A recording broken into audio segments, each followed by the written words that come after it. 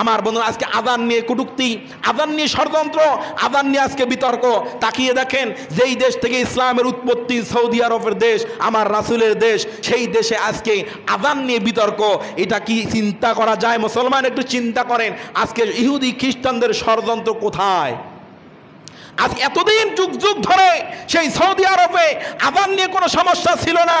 আজকে যখন ইহুদিদের পাঁচ একটা গোলাম, ইহুদি খ্রিস্টানদের পাঁচ একটা গোলাম, কালমাস লেন, আব্রাহাম মিল্টন, মাও সেতুন, আমার বন্ধুগণ আমেরিকার পাঁচ একটা গোলামেরা আজকে ইজিদের দল বাহিনী, ইজিদের বাহিনী, ইজিদের বংশধরেরা আজকে তখন সৌদির রাজতন্ত্রে বসে গেছে। সালমান, যুবরাজ সালমান, সে তখন বসে গেছে একটার পর একটার ইসলাম বিদ্বেষী কর্মকাণ্ড করেই চলেছে। কথা বলেন ঠিক না ব্যাঠে? আজকে আমরা তাই দেখতেছি। গত 2 দিন পূর্বে দেখেছেন, কয়েকদিন পূর্বে আপনারা যারা ফেসবুক, ইউটিউব, টুইটার চালান দেখেছেন, সৌদি আরবে আযান নিয়ে সমস্যা। কি সমস্যা? আযান মাইকে দেওয়া সমস্যা, বেশি সাউন্ড দিয়ে দেওয়া যাবে না। আযানের সাউন্ড শুনলে নাকি মানুষের সমস্যা হয়। জোরে বলেন নাউজুবিল্লাহ। যে মানুষ বলে আযানের সাউন্ড শুনলে আমার কষ্ট হয়, আযানের সাউন্ড শুনলে আমার সমস্যা হয়, ও মানুষ না শয়তান? কথা বলতে হবে, উস্তাদ বলতে হবে, মানুষ না শয়তান? আল্লাহর কসম করি, মুয়াজ্জিন যখন আযান দেয় তখন শয়তান পর্যন্ত বায়ু ছাড়তে ছাড়তে পারায়, শয়তান সহ্য করতে পারে না। ঠিক তেমনি ভাবে মানুষরূপী শয়তানগুলো তারা আজকে আযানের আওয়াজ সহ্য করতে পারে না। এতদিন, এত বছর পর, যুগ যুগ পর, হাজার হাজার বছর পরে আজকে সৌদি আরবের মতো দেশে আযান নিয়ে বিতর্ক। কি? মাইকের সাউন্ড কমাই দিতে হবে, স্থানীয় লোকদের সমস্যা হয়। নাউজুবিল্লাহ। আমি তো মনে করি আযানের সমস্যা, আযানের আওয়াজ শুনলে শয়তানের সমস্যা হয়। কথা বলেন ঠিক না বা ঠিক? অথচ ওই দেশের ধর্মমন্ত্রী আব্দুল লতিফ আল শেখ, ধর্মমন্ত্রী মূর্খ, গন্ডের বাচ্চা মূর্খ, সে বলেছে মানুষ যারা নামাজ পড়ে তারা আযানের অপেক্ষায় থাকে না। নাউজুবিল্লাহ বলেন। যারা নামাজ পড়ে তারা কিসের অপেক্ষায় থাকে না? আযানের অপেক্ষায় থাকে না। আচ্ছা বলেন, আযান মানে কি? এটা তো জানা দরকার। কথা বলেন ঠিক না বা ঠিক? আযান শব্দের অর্থ হলো আহ্বান করা, ডাকা। আপনাকে আহ্বান করতেছে, ডাকতেছে।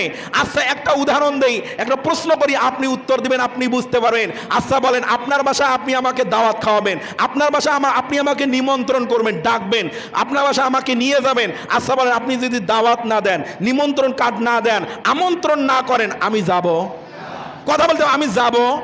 আপনি ভালো ভালো খাবার রেডি করে রেখেছেন, মেহমানদারি করে রেখেছেন, আপনি কোনো মেহমানকে ইনভাইট করেন নাই, আমন্ত্রণ করেন নাই, ডাকেন নাই।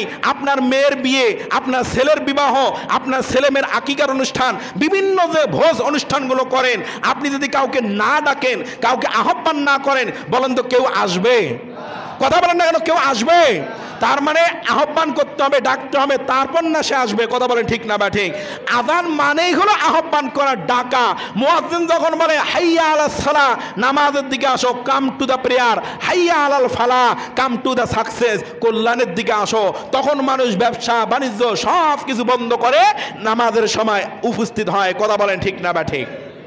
আর গণ্ডমূর্খ ধর্মমন্ত্রী আব্দুল লতিফ আল শেখ বলতেছে যারা নামাজ পড়ে তারা নাকি আযানের অপেক্ষায় থাকে না। জোরে বলেন নাউজুবিল্লাহ। আর অনেক গণ্ডমূর্খ মানুষ আছে এখনো বয়ার নিচে, রর নিচে একটু ফোঁটা দিতে পারে না, ঠিক মতন জ্ঞানী নয়। তারা তো সময় সীমা পর্যন্ত, ঘড়ি পর্যন্ত চেনে না কয়টা বাজে কখন। কথা বলে ঠিক না বা ঠিক? যদি আযান দেয় তখন তারা বোঝে এটা জোহরের আযান, যদি আযান দেয় তখন বোঝে এটা আসরের আযান, যদি আযান দেয় তখন বোঝে এটা মাগরিবের আযান। কথা বলেন না কেন? তখন তারা সেইভাবে প্রস্তুতি গ্রহণ করে নামাজে আসে। আর সে বলতেছে যারা নামাজ পড়ে তারা আযানের অপেক্ষায় থাকে না।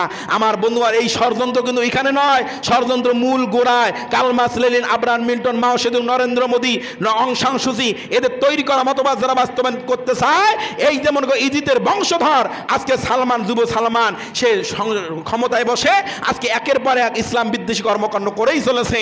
কয়েকদিন পূর্বে নিউজ আপনারা শুনেছেন, সৌদি আরবের মতো দেশে তারা চলচ্চিত্র তথা সিনেমা তৈরি করেছিল, সিনেমা চালু করেছিল। কথা বলে ঠিক না বা ঠিক? আবার মেয়েদেরকে অর্ধ উলঙ্গভাবে বেহায়াপনাভাবে পর্দা ছাড়া, পর্দার হুকুম বাদ দিয়ে তাদেরকে ড্রাইভিংয়ের লাইসেন্স দেওয়া হয়েছে। কিছু কিছু সমুদ্রপানের মধ্যে, আমার বন্ধুগণ, কিছু কিছু সমুদ্রপানের মধ্যে উদযাপন করা, আনন্দ করা, উৎসাহ করার জন্য বিনোদনমূলক পার্ক পর্যন্ত তৈরি করে দেওয়া হয়েছে। সব কিছুর মূলে হলো ইহুদি খ্রিস্টানদের ষড়যন্ত্র। কথা বলেন ঠিক না বা ঠিক? আমার বন্ধু, এই জন্য আপনাকে আমাকে সচেতন হইতে হবে। আজকে নামাজ নিয়ে ষড়যন্ত্র, পাঁচকল্লি টুপি নিয়ে ষড়যন্ত্র, বাগেরহাটের মধ্যে এইরকম মসজিদের মধ্যে বক্তব্য পড়ায়, সে মসজিদের মধ্যে বাচ্চা আসছে একটা টুপি মাথা দিয়ে, গোল টুপি দিয়ে, শিক্ষক তাকে বাইর করে দিছে। কি করে দিছে? নাউজুবিল্লাহ বলবেন না? বাচ্চা বলতেছে হুজুর কি সমস্যা? ও হুজুর বলতেছে 5 কল্লি টুপি মাথায় দিতে হবে। কি করলি? কথা বলেন না, কি করলি? 5 কল্লি। 5 কল্লি বলেন, 5টা এরকম শিলানি থাকে, 5টা দাগ থাকে, কল্লি থাকে, এটাকে বলা হয় 5 কল্লি। আজকে আমাদের সমাজে টুপি পর্যন্ত, পাগড়ি পর্যন্ত দলে দলে ভাগ করে নিয়েছে, রাসূলের সুন্নতকে পর্যন্ত এরা ভাগ করে ফেলেছে। কথা বলেন ঠিক না ব্যাঠে? আমার বন্ধুগণ, 5 কল্লি টুপি মাথায় দিয়ে এসেছে, সমস্যা বের করে দিয়েছে। জিজ্ঞেস করা হলো কেন বের করে দিলেন? কয় এটা মাদ্রাসার একটা ইউনিফর্ম, এটা পরে আসতে হবে। অথচ ওই মাদ্রাসা কারো পরনে প্যান্ট, কারো পরনে গেঞ্জি, কারো পরনে পাঞ্জাবি। কোনো প্যান্টে কোনো সমস্যা নাই, শার্টে কোনো সমস্যা নাই, পাঞ্জাবিতে কোনো সমস্যা নাই, সমস্যা হলো টুপিতে। কথা বলেন না কেন? কারণ যে লোকটা এটা করেছে সে একটা দলের মুরিদ, একটা পীর সাহেবের মুরিদ। নাম বলবো না, আপনারা বুঝতে পারেন। সে একটা পীর সাহেবের মুরিদ, কারণ তার পীর সাহেবের বিরুদ্ধে যাচ্ছে, এখন সে বাধ্য করতেছে এই টুপি পরতে হবে। অথচ আল্লাহ রাসূল এবং সাহাবা কেরাম কখনো বাধ্য করে দেয় নাই এই টুপি পরতেই হবে। আল্লাহ রাসূলের সুন্নত টুপি, এটা এমন টুপি পরতে হবে আপনার মাথায় যাতে আটকে যায়, মাথার তালু পর্যন্ত লেগে যায়, আর যাতে কোনো বায় বাতাসে যেন পরে না যায়, এমন টুপি পরা সুন্নত। আজকে আমাদের সমাজে 5 কল্লি টুপি দেখলে বলে এটা চরমনার মুরিদ, লম্বা টুপি দেখলে কয় এটা জামাতি ইসলাম। কথা বলেন না কেন? সবুজ পাগড়ি দেখলে কয় এটা চরমনার মুরিদ, লম্বা এই নৌকাওয়ালা টুপি দেখলে কয় এটা মাছ ভান্ডারের মুরিদ। আহা, কষ্ট লাগে, দুঃখ লাগে ভাই। আজকে ইসলামটাকে আমরা খণ্ড খণ্ড করে ফেলেছি। এই সুযোগে কাফের বেঈমানের বাচ্চারা মুসলমানদের উপর আজকে আক্রমণ করতেছে। কথা মানে ঠিক না বাঠে? এই জন্য আমার বন্ধুগণ, এইদিকে সজাগ থাকতে হবে। আপনার আমার সন্তানকে সুশিক্ষা শিক্ষিত করতে হবে। আর বিশেষ করে যুব সমাজ নষ্টের দিকে চলে যাচ্ছে। PUBG game, free fire game. কি গেম? কথা বলেন না কেন? আজকে অধিকাংশ পিতা মাতার গুরুত্বহীনতার কারণে, গুরুত্ব না দেওয়ার কারণে আজকে সন্তানগুলো বিপদগামী হচ্ছে। আপনারা দেখতেছেন, খবরের মধ্যে দেখতেছেন, পাবজি গেম খেলার জন্য এমবির প্রয়োজন, ফ্রি ফায়ার গেম খেলার জন্য এমবির প্রয়োজন। সে এমবি কেনার টাকা পায় না সন্তান, কারণ কর্ম তো নাই। মায়ের কাছে চায়, বাবার কাছে চায়, দাদার কাছে চায়, চাচার কাছে চায়, ভাইয়ের কাছে চায়, বিভিন্নভাবে নিয়ে তার এমবিগুলো করে করে যখন মায়ের কাছে চায়, মা টাকা দিতে পারে না, ধমক দেয়, ছেলে বাধ্য হয়, তখন দড়ি লাগাইয়া ফ্যানের সাথে আত্মহত্যা করে। কথা বলেন ঠিক না বা ঠিক? আজকে আত্মহত্যা করতেছে। এই জন্য মা বাবাকে কঠোর ভূমিকা পালন করতে হবে। যুব সমাজ আজকে ফ্রি ফায়ার গেম এবং এই যে পাবজি গেমের মধ্যে এমনভাবে মতেছে, দেখবেন দল বেঁধে বসে 8-10 জন বসে এরম করে 2 আঙ্গুল চলছে, কি যে টিপাটিপি করে। আমি একদিন গেছি গাড়ি রাখার জন্য, আসে আপনাদের এলাকারই ঘটনা, নাম বলবো না, চিনতে পারবেন, নাম বলবো না, শুধু সতর্ক করে দিচ্ছি। আমি গেছি, হাঁটি গেছি, রাত্রের মধ্যে গেম খেলতেছে, ও গেম খেলতেছে, আমি গেছি, আমাকে দেখে নাই, ও এরকম গেম করতে, এই মার মার মার মার মার মার।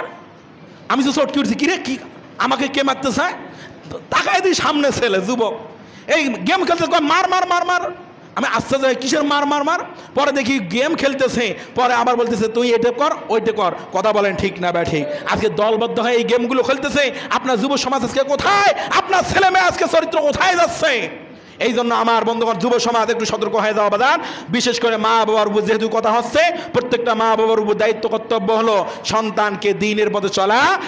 11 নম্বর দায়িত্ব কর্তব্য, লাস্ট অ্যান্ড ফাইনাল যেটা, সেটা হলো সন্তান যেন বিপদগামী না হয়, সন্তান যেন বাধাগ্রস্ত না হয়। সন্তান হবে জাহান্নামী, আপনাকে আমাকেও জাহান্নামী বানাবে। সুতরাং আমার বন্ধুগণ, আসুন আমার আপনার সন্তানকে 11টা দায়িত্ব পালন করে সুসন্তান বানাই, নেক সন্তান বানাই, আদবওয়ালা বানাই। আল্লাহ তাআলা কবুল করুক।